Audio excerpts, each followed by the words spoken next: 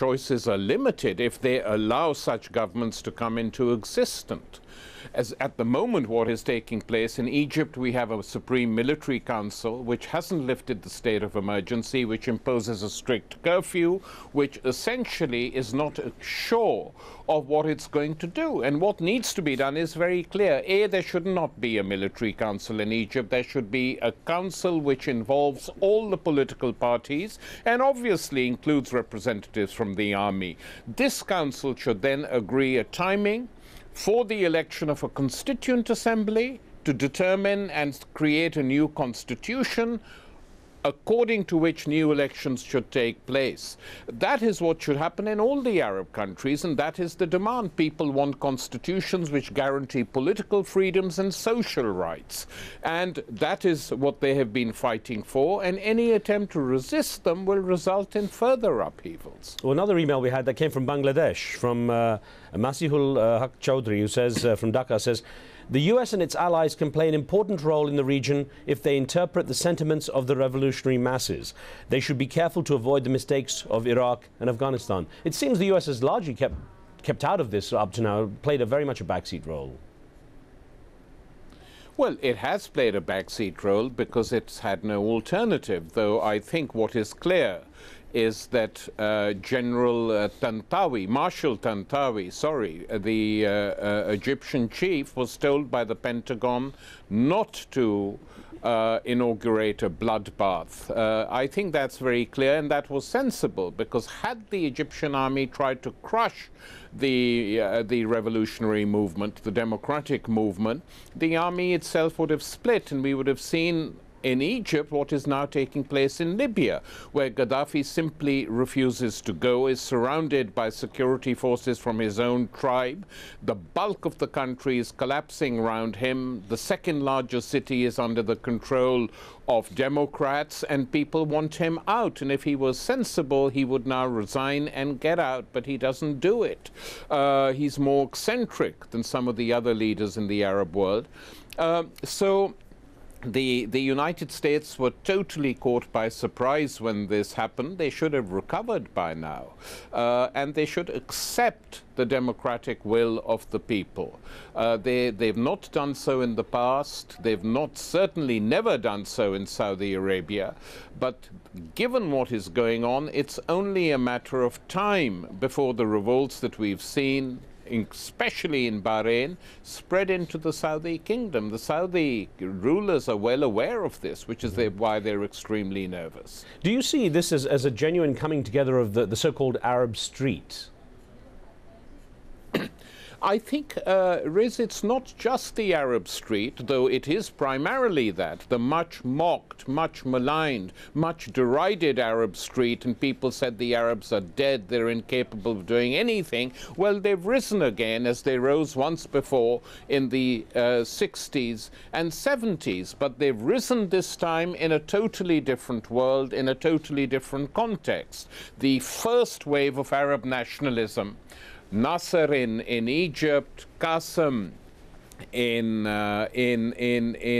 Baghdad, radicals in Damascus, revolutions in the Yemen, etc., took place when we were living in a multipolar world. And so they could be more daring, more innovative, more bold in what they demanded.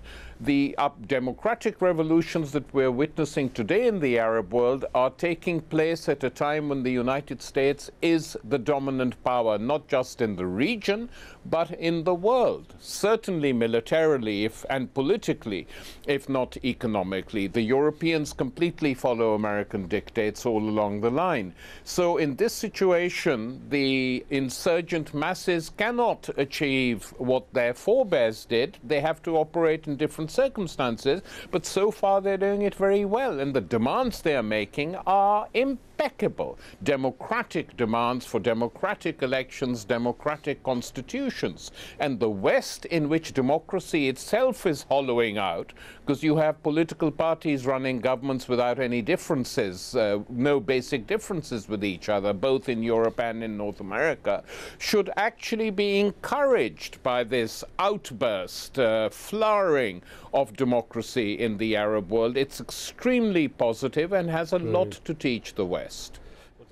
That was Tariq Ali speaking with me earlier. Now over to my guest, Dr. Zalmay Khalilzad, who served as the US ambassador to Iraq, Afghanistan and the United Nations under the George Bush administration. He now also sits on the board of the Washington-based National Endowment for Democracy. Ambassador, it's good to have you on. The phone lines are now open. You can actually call in and speak with Ambassador Khalilzad as well if you want to. So I want to get some of your responses to what Tariq Ali was saying. He holds back no punches. But I have to ask you, were you surprised with the domino effect that's taken place and the speed with which it happened? Oh, absolutely. Although one is not surprised that the instability in the Arab world was going to lead to a reaction on the part of the people, because governments were repressive.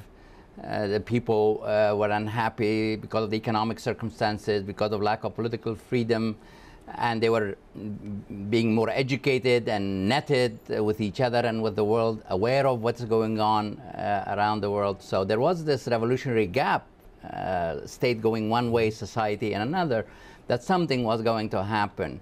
But the timing and the way it has happened and the way that it has spread has caught everyone by surprise. But hasn't it, Ambassador, in one real instance shown how the Arab world can create change by itself, and certainly much more cheaply, effectively, and without the US coming in guns blazing?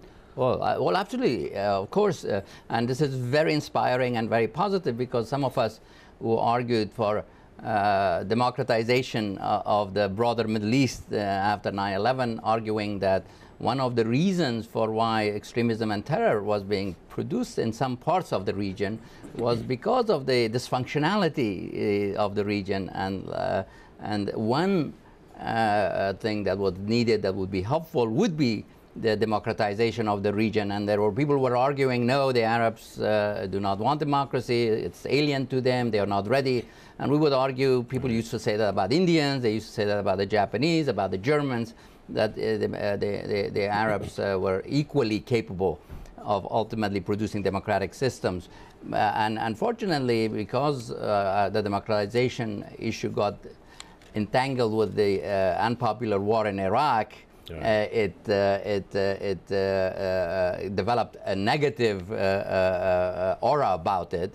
But now I think everyone has to agree that the people of this region are like people everywhere. Well, let me get a couple of calls in. First one, Mark in Canada. What would you like to add? Okay.